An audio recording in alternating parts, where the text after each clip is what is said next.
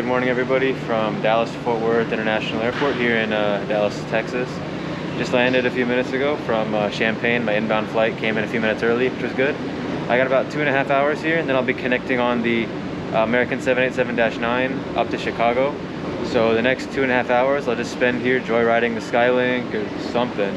Should be a great flight, and let's get the video started.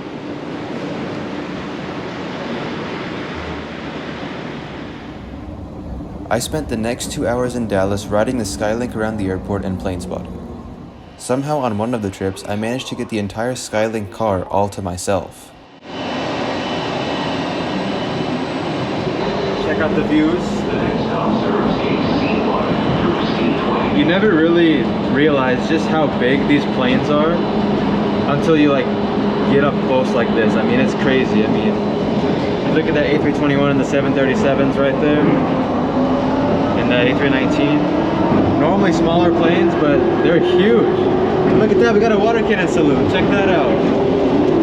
That must be a retirement flight for one of the captains. That is awesome. This is my first time ever seeing one. Look at that. So there we have it. Retirement flight looks like for one of the captains or first officers.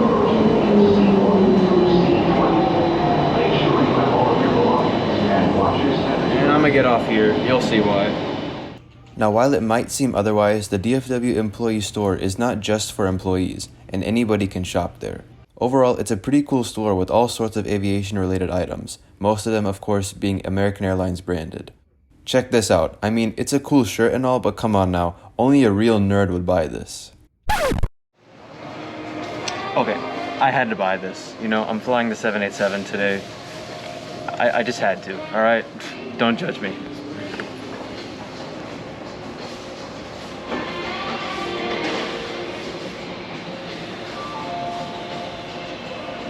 Please hold on.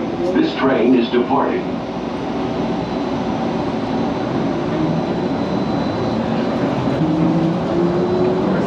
The next stop serves gates A1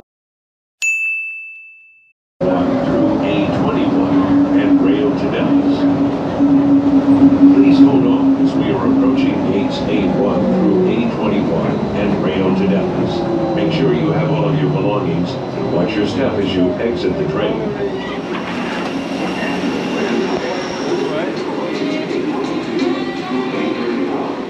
DFW is one of my favorite airports and in my opinion one of the easiest airports in which to catch connecting flights. The Skylink train runs every few minutes connecting all terminals, and there are 2 stops per terminal, meaning unless you miss your stop, you won't have to walk very far to your gate. Today's flight to Chicago will be departing from gate A24.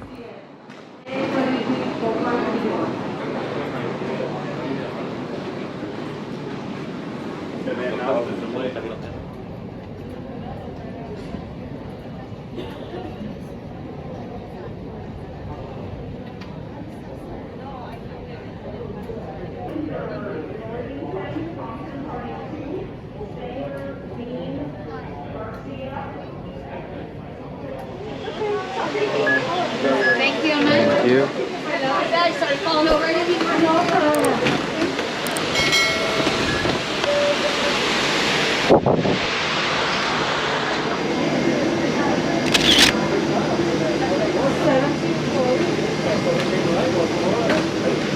on this side. Hey, good morning. How are you, sir? Welcome aboard. Yeah, first time here. Yeah. Thank you very much. American's Boeing 787-9 has 285 seats in a 3-class layout, consisting of 30 in flagship business, 21 in premium economy, 34 in main cabin extra, and 200 in main cabin.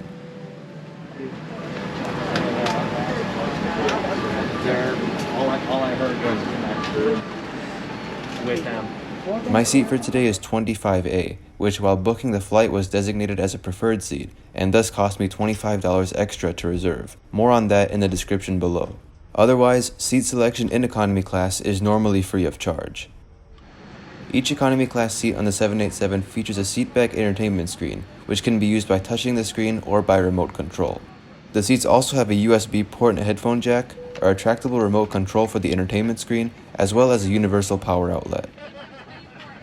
There's also, of course, a tray table which can be used folded in half or fully opened.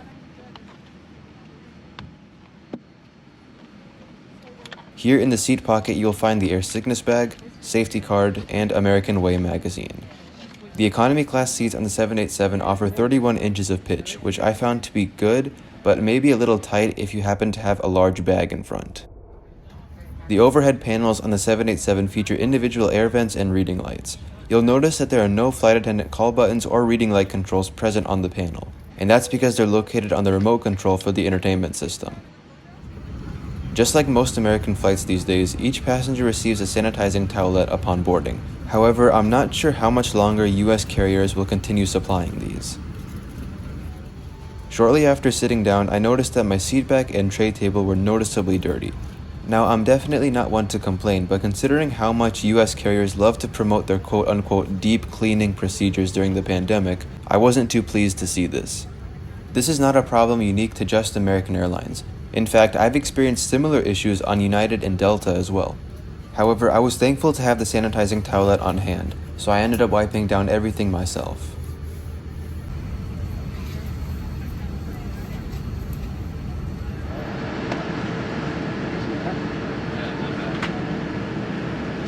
Hello everyone, thank you for your attention. It's time to get you ready for takeoff. Make sure your seat is up, all electronic devices are put away, and your tray table is stowed. If you have a carry-on, push it all the way under the seat in front of you. If it won't fit, place it in the overhead bin.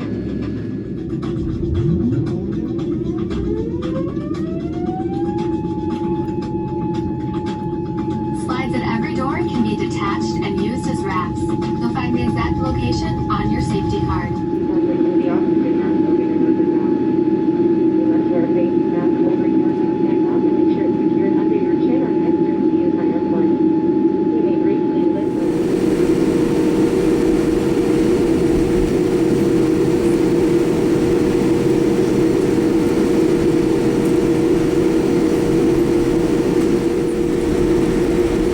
Flight attendants, please prepare for takeoff.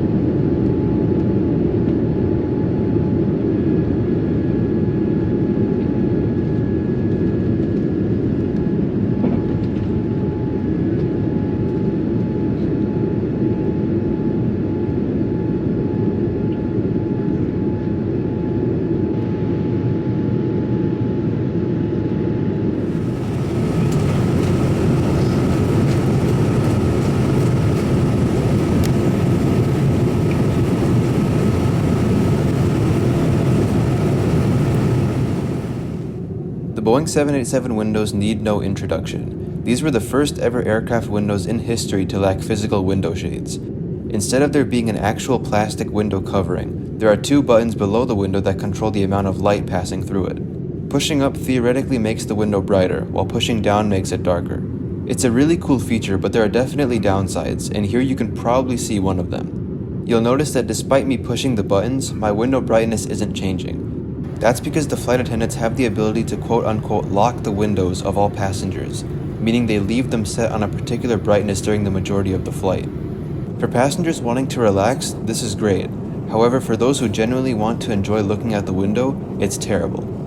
Talk about perfect timing though, as American Airlines recently sent out a memo to all flight attendants regarding this issue, specifically asking them to not lock the window features on the Boeing 787, because it's important that each customer at a window can control their own experience. The 787 windows are always a controversial topic. Many love them while others hate them. What are your thoughts on these windows? Leave me a comment below.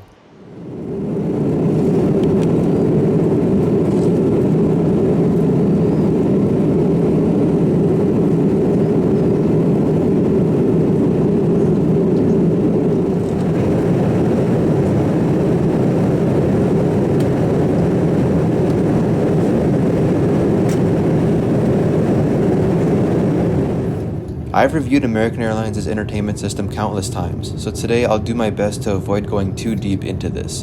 In short, there are hundreds of movies, TV shows, and other entertainment options present in this system. You can track your flight's progress through the very detailed moving map, and should you have a connection, you can view connecting flight information as well. I have a 5-hour layover in Chicago, yet my next flight to Champaign is already on the list, which was really cool to see. One major downside to the entertainment screen is that it's fixed in place, meaning you can't swivel it up or down. Therefore, if the person in front of you reclines, using the system becomes very tough. Aside from that, another nice feature about the entertainment system is that there's a protective foil covering the screen, which blocks the screen's light from disturbing your seat neighbors while they're sleeping or watching their own shows. You can clearly see just how this works as I move from in front of the screen to the side. Also, if it's dark in the cabin and you need to use the headphone jack or USB port, simply wave your hand in front of the screen and they will light up. Another entertainment option on board American is the in-flight Wi-Fi, which unfortunately was broken on this flight, but either way I was never going to use it.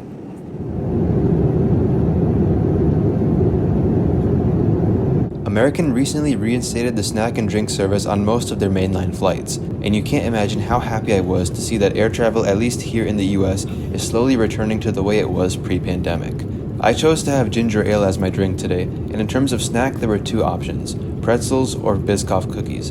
As you can see, I went with the cookies today.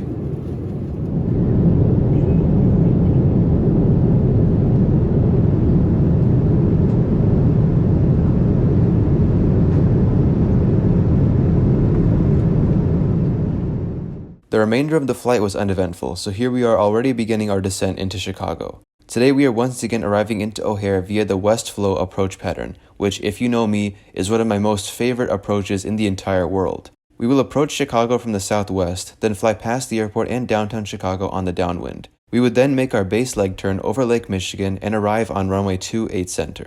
Now normally air traffic control have aircraft fly further out over Lake Michigan before making their base leg turn. But the awesome thing about today's landing was that we made our base leg turn pretty much directly over downtown, and the views, well, I'll let you see for yourself just how incredible they were.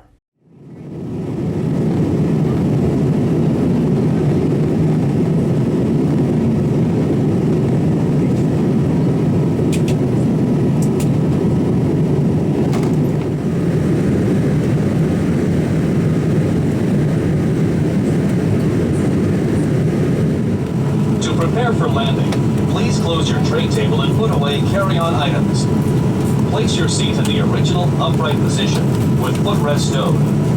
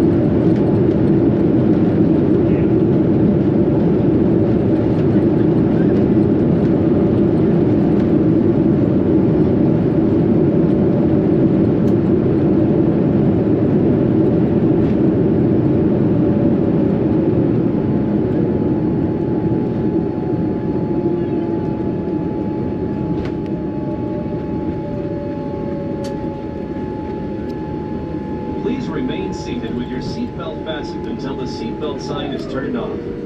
And keep the aisles clear of all carry-on items.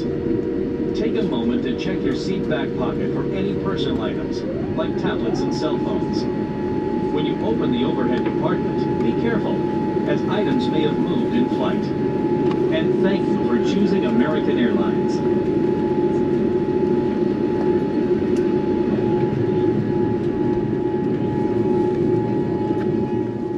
As we taxi to gate K13, it's time to briefly summarize the experience. As always, it was a pleasant flight with American this afternoon. Despite the small cleanliness issue, the excellent service provided by a very attentive and friendly crew made up for it. The Boeing 787-9 as an aircraft is truly stunning and provides an excellent passenger experience, making it super fun to fly on. All in all, great work American Airlines, and here we are arriving at the gate.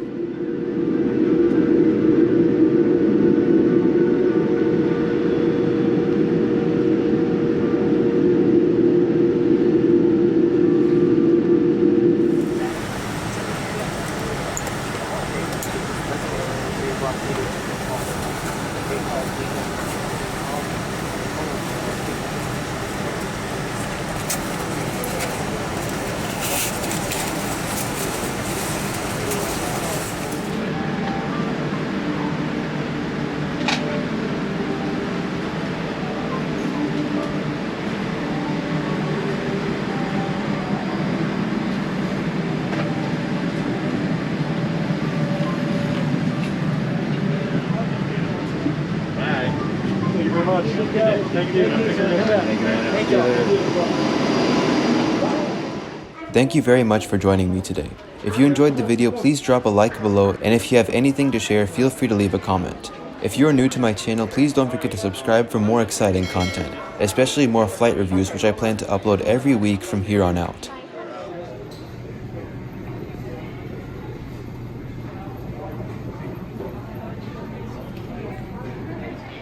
Now it's time for me to figure out how I'm going to spend the next 5 hours here in Chicago, but of course, we'll pick up where we left off in next week's flight review. Thanks so much for watching once again, and I will see you in the next one.